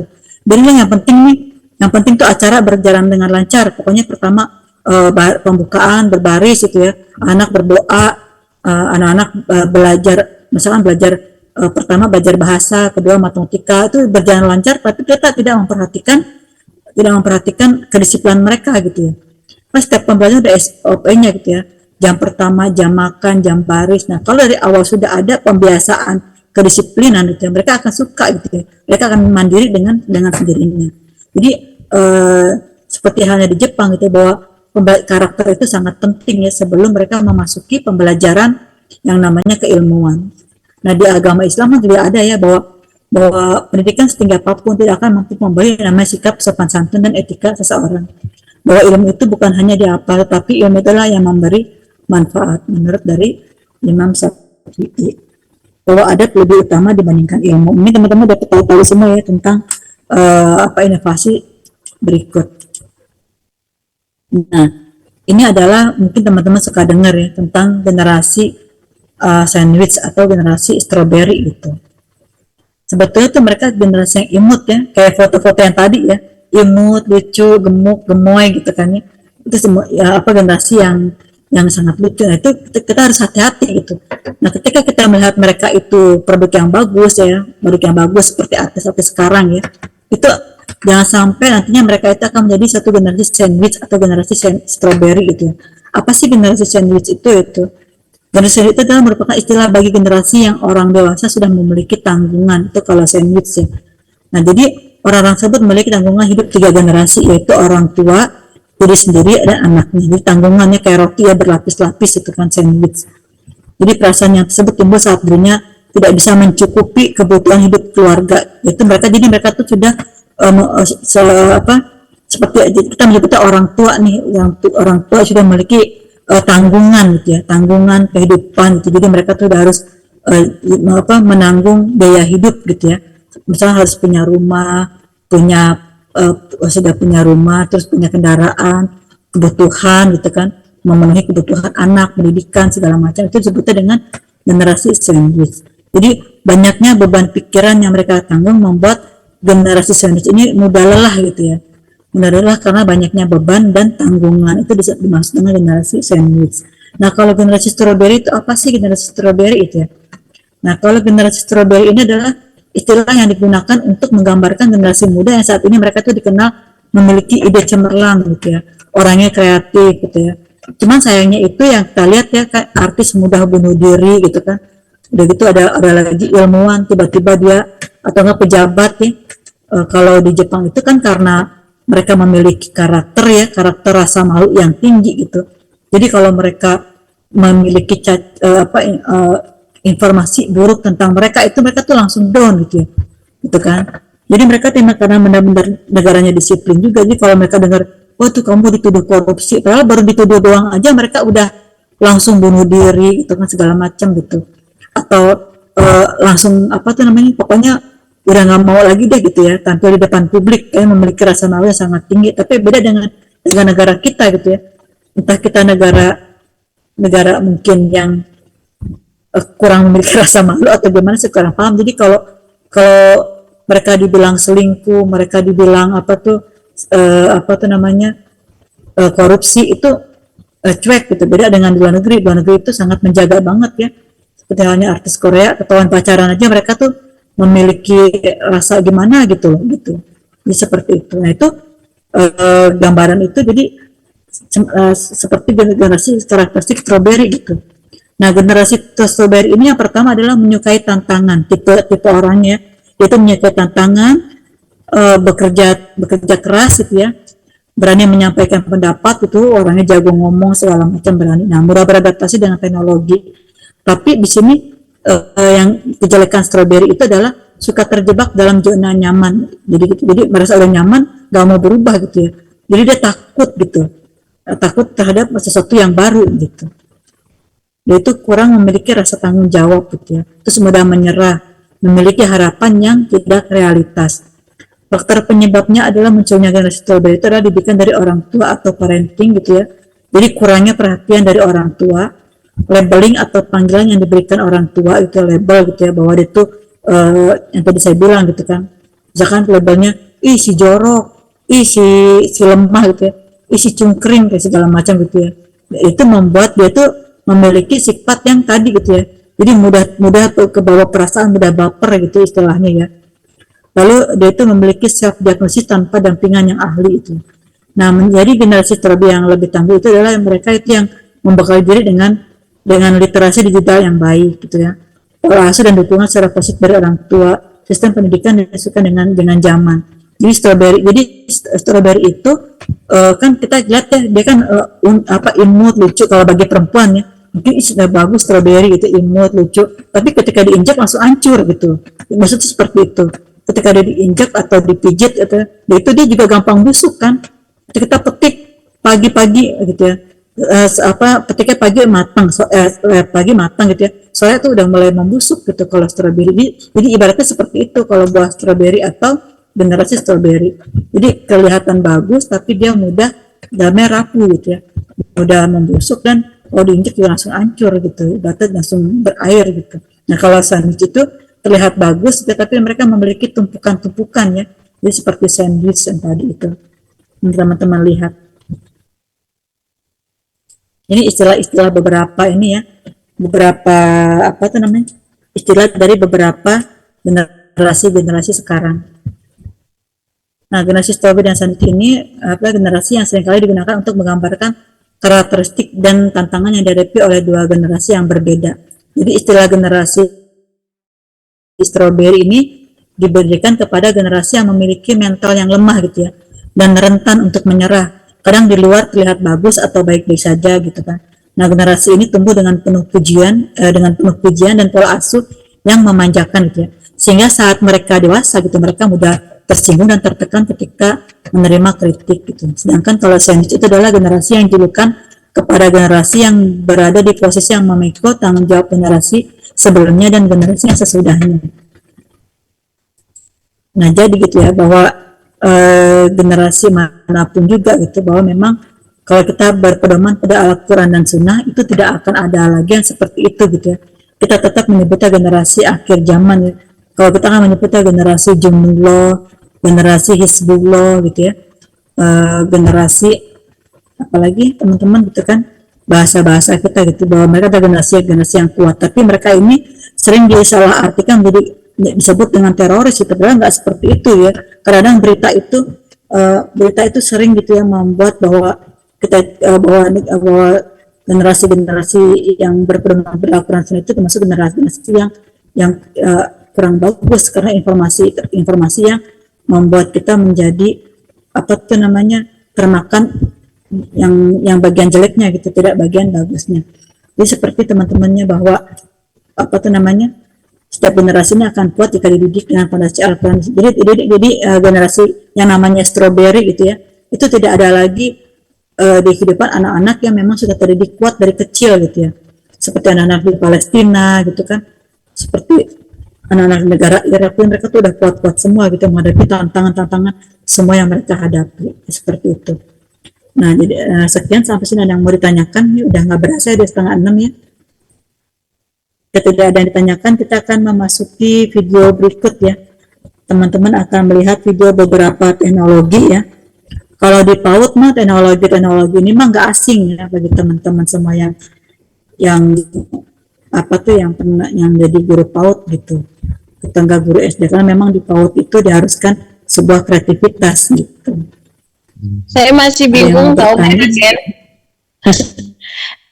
Namanya kayak penamaan generasi Z, generasi Alpha, terus yang akan muncul 2025 generasi Beta, sesuai tadi yang siklus yang Ibu buat ya. Itu penamaan itu ya, mungkin saya orang awam ya Bu, jadi masih bingung kok bisa disebut sekarang ini generasi Alpha gitu ya. Sekarang masih Alpha ya Bu, 2025 Beta gitu. 2 minggu lagi Beta. 2 minggu lagi Beta ya. Saya jadi masih sering bingung ya, mungkin ya dari yang kayak Bu Niken bilang, dari penelitian, dari ini gitu ya, dari yang kemarin Ibu Niken yang 0,1 generasi 0,1 sampai 1,0 sampai 5,0 gitu ya, mungkin dari penelitian itu. Cuman untuk orang awam seperti saya kok bisa ya disebutnya Alpha sekarang? Ada juga strawberry tadi kan yang Ibu bilang yang udah ada keturunan gitu aja sih Bu Niken sharingnya. Kasih Bu. Iya, nanti kan materinya dikasih ya. Jadi apabila kita bingung, maka kita harus update-nya dengan apa Mbak Hani? Ya kita banyak-banyak buka Google gitu loh. Sekarang kan Google udah sebagai kalau kita bilang sebagai ilmu ya, pedoman untuk kita ya kalau Google itu kan. Nah itu jadi kalau kita nggak paham ya buka, cari ilmunya gitu. Itu kan buat generasi yang sekarang. Kalau generasi Z tuh begitu gitu loh. Kita nggak tahu nih, kita tinggal buka Google gitu. Apa yang nggak tahu buka Google, apa yang nggak tahu buka Google gitu kan. Ini tadi kan penelitian berdasarkan McGraw ya, masalah kan saya lupa lagi untuk menyebut namanya gitu kan. Nah beliau ini memang membuat suatu penelitian gitu. Dan ini penelitian ini diakui oleh semua negara, sehingga saya memberikan kepada mahasiswa gitu kan. Tadi kan ada gambarnya tuh, nanti akan lihat Mbak Hani ya. Mungkin karena Mbak Hani juga kemarin sakit ya 2 minggu. Jadi kan dengerin aja. Jadi melihat gambar tuh masih kurang gitu. Nah karena saya memang tipenya orangnya dengan visual, jadi maka saya perlihatkan gambar-gambarnya gitu. Kalau kita menyimak gambarnya tersebut gitu kan, ketika kita kan sekarang berada di dunia yang banyak bahasa-bahasa kan ya, banyak bahasa-bahasa yang unik menurut kita ya, kata-kata segala informasi berupa kata-kata. Mungkin kalau di PBI akan belajar nih namanya bahasa-bahasa kan. Jadi kalau bahasa zaman dulu, bahasa zaman sekarang, bahasa yang modern gitu kan. Nah, nanti akan ketemu gitu loh bahasa-bahasa.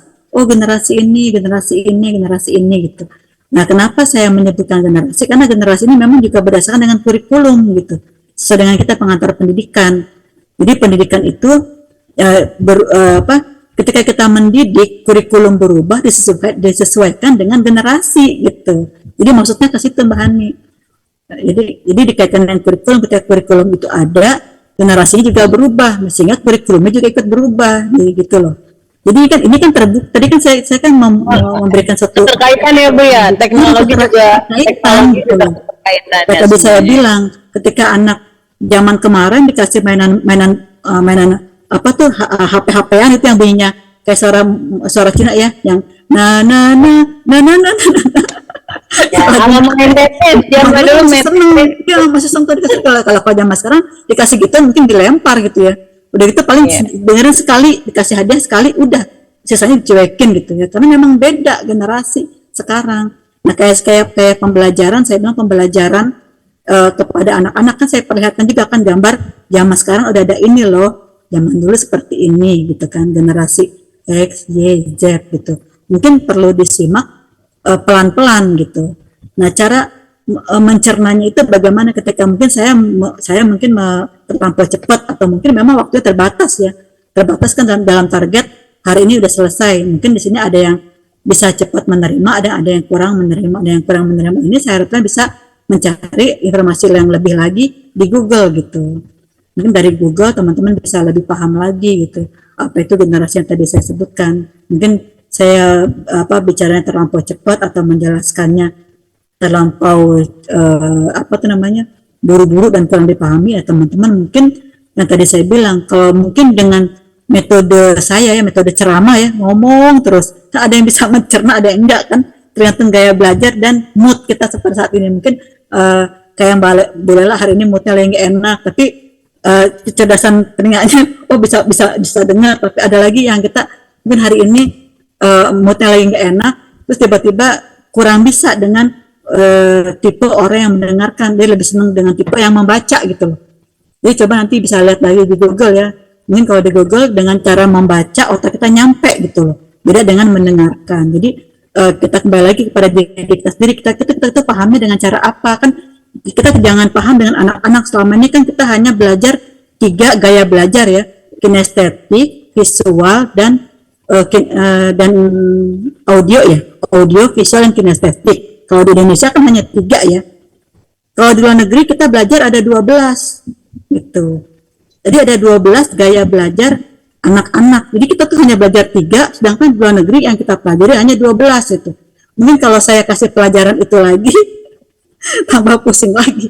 Sebetulnya kita tuh memiliki gaya belajar apa sih gitu ya. Yang kita tahu kan cuma 3, padahal itu ada 12 Mbak Adi. Makanya yang tadi saya bilang, mungkin dengan cara apalagi dengan cara offline ya, offline saya ngoceh terus gitu ya, lebih nggak paham lagi gitu. Motorik aja Bu ya, motorik kita kan motorik halus sama motorik kasar. Tadi yang Ibu share sampai 6 motorik ya. Ya mungkin pelan-pelan ya. Makanya ini gaya belajar aja yang saya tunjukin ke video cuma 3, padahal kalau teman-teman tahu itu ada 12 gitu. Kayak tadi ya pelajaran kinestetik tadi ya, kan kita joget-joget, sedangkan kalau di luar negeri ada yang namanya jadi tangannya bergerak, kakinya bergerak ya kan, macam-macam gitu. Nah itu mungkin teman-teman bisa menyimak kalau kita ingin memasuki pembelajaran yang tadi di luar negeri, itu dimulai dengan yang namanya senam otak. Nah ya kan, senam otak kan ada kan senam otak yang ininya begini gitu ya. Nah, itu kan dimulai tuh antara kanan kiri beda, ini begini terus nanti begini lagi, ada kan teman-teman paham kan yang namanya senam otak. Terus yang satu tangannya ke sini, yang satu tangannya ke sini, itu ada udah, jadi tuh sebetulnya udah mulai ada pembelajaran itu di Indonesia gitu. Tapi jarang seorang guru menggaung-gaungkan maksudnya apa sih senam otak, jadi kita tuh tahu, tapi maksudnya apa sih, nah itu nggak dipraktekkan ke anak-anak. Nah dari senam otak itu pembelajaran awal kinestetik dari yang begini menjadi begini ya kan, ada kan yang saya aja kadang suka kagok ya kalau ikut senam otak gitu. Nah itu ya dari begini aja itu nanti kesininya akan bisa gitu ya. Tadi yang tadi kayak anak Jepang tadi, jadi yang tangan kiri megang hula hoop, tangan kanan megang ngedribble bola gitu ya. Nah itu sebetulnya memperkuat otak, karena otak itu berkaitan dengan saraf-saraf di tangan. Makanya kan saya bilang kepada teman-teman semua, kalau lagi bete, kalau lagi otak lagi mampet, pagi-pagi tepuk tangan gitu loh. Tepuk tangan nih olahraga yang ringan ya, tepuk tangan setiap pagi. Jadi meningkatkan saraf-saraf di otak kita kepada anak-anak juga kayak gitu. Jadi itu inti awalnya. Ya teman-teman, jadi untuk memperlancar silahkan buka Google lagi nanti ya tentang macam-macam generasi gitu. Ini nanti kita saling diskusi lagi ya teman-teman. Ini jadi karena mau hemat waktu juga saya mau nge-share video ya, video-video pembelajaran di PAUD, mudah-mudahan bisa memberikan inspirasi pada teman-teman semua. Jadi nanti gen beta tadi kan kita pada teknologi ya di gen milenial kemarin.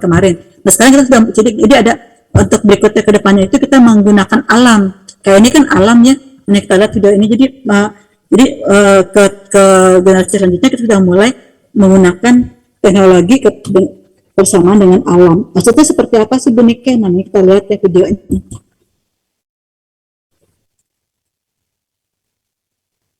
Nah, ini kan menggunakan teknologi angin ya. Jadi dengan angin ini langsung jalan gitu. Jadi kayu-kayu yang dirancang menjadi alam. Kayu-kayu dari alam, kayu-kayu dirancang menjadi teknologi bergerak gitu. Jadi unik ya kita ngeliatnya dari jauh. Kayak binatang gitu. Kalau ini rakitan-rakitan kayu ya. Nah berikutnya ini nih. Ini juga pernah nih saya praktekin di PAUD. Jadi dengan cuman lipatan kertas doang, tapi seolah-olah kayak dia itu dari mesin gitu. Mungkin juga mungkin ada teman-teman yang praktekkan lain juga di tempat yang lain, di SD atau di TK-nya. Jadi ini dari matematika, ya kan, logaritma, perhitungan.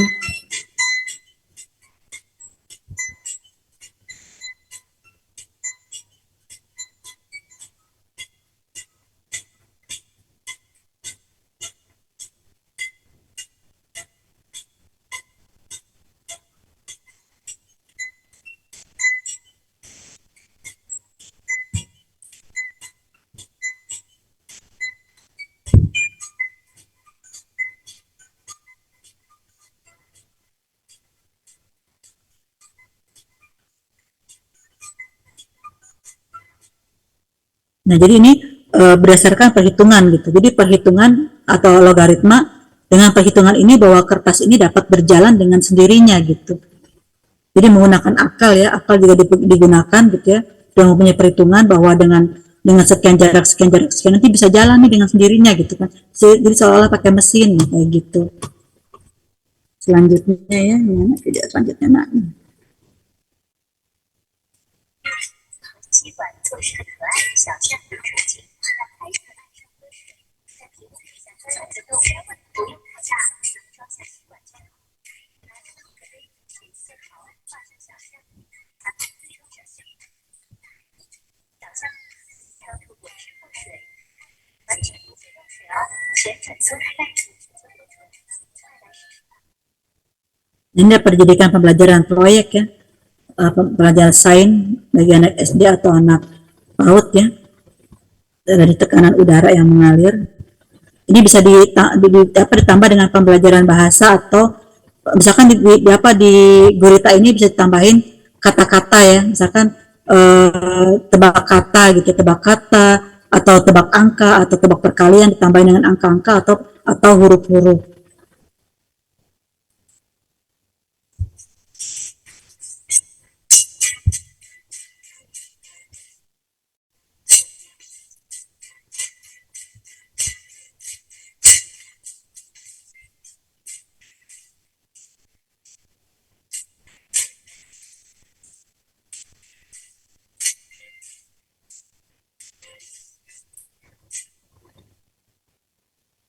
Nah, jadi yang dimaksud dengan pembelajaran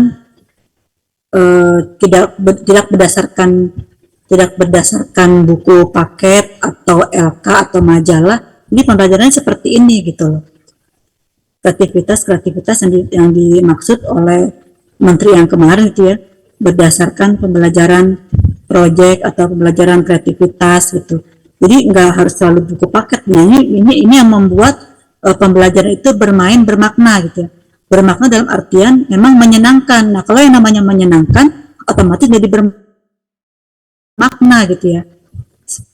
Kalau dengan sesuatu hal yang suka gitu yang kita sukai otomatis akan bermakna dan teringat terus menerus gitu. Contohnya ketika teman-teman jatuh cinta kan perasaannya kan bawahnya lagi seneng terus nih, lagi seneng sama si Anu pasti kan kebawa terus tuh. Kita cuman cuman jalan bareng aja seneng gitu kan, dikasih sesuatu seneng keinget terus. Nah, jadi kayak gitu pembelajaran bermakna, jadi pembelajaran yang menyenangkan gitu. Yang namanya menyenangkan itu pasti akan teringat terus. Nah ketika teringat terus sehingga menjadilah satu pembelajaran yang bermakna gitu ya. Seperti kayak kita kan sesuatu yang bermakna gitu, keinget kejadian tempo lalu gitu kan, kejadian yang menyenangkan dengan pasangan atau dengan anak atau dengan orang tua, itu kan akan teringat terus gitu.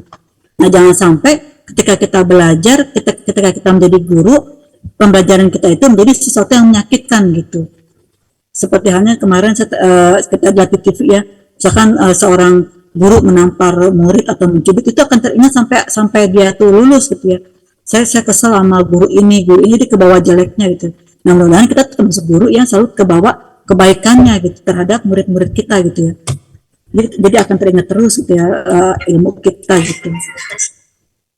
Jadi selesai sampai di sini teman-teman pembelajaran kita kali ini.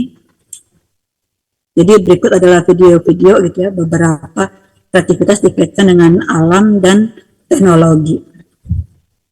Ini sesuatu yang mudah sebetulnya. Sekarang teman-teman tinggal dari Pinterest, dari Google, dari Instagram gitu ya, kreativitas itu sudah mudah didapat sekarang gitu. Tinggal kita bisa mengolah ilmu-ilmu kita gitu ya, antara alam dan teknologi. Baik teman-teman, kita akhiri pertemuan kita kali ini. Maaf apabila memang kelamaan ya. Dan apabila ada yang salah, saya mohon maaf sebesar-besarnya kesalahan dari saya, dan memang yang kebenaran dan yang maha benar adalah dari Allah Subhanahu wa taala.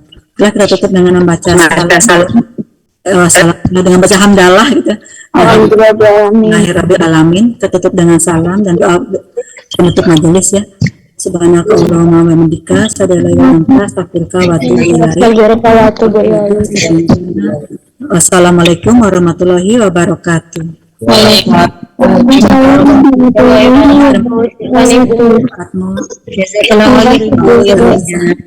Tiap jam teman-teman kita izin kita persiapan sholat maghrib ya. Izin.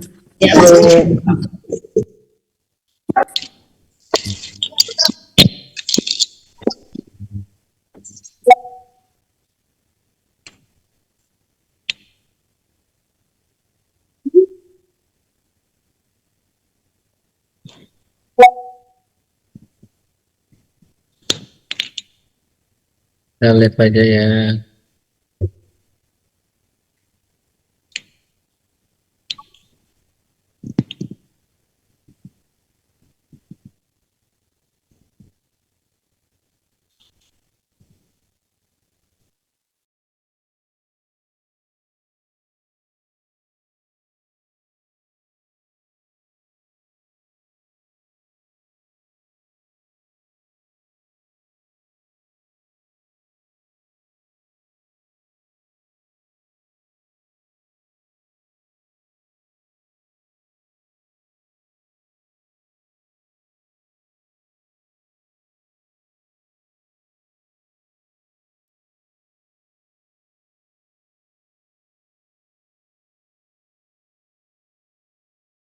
Cek, ngapain Cek?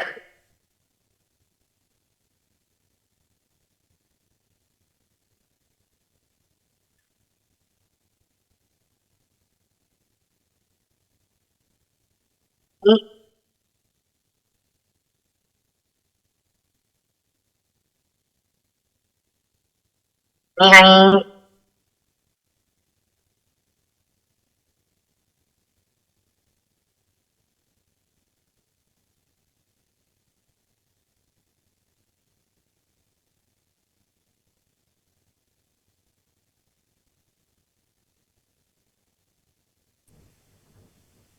Ini udahan Epi.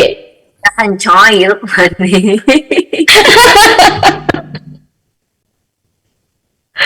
Rindu banget ya Allah. Besok ke kampus gak? Ke kampus. Kayak ke kampus kan? Ya.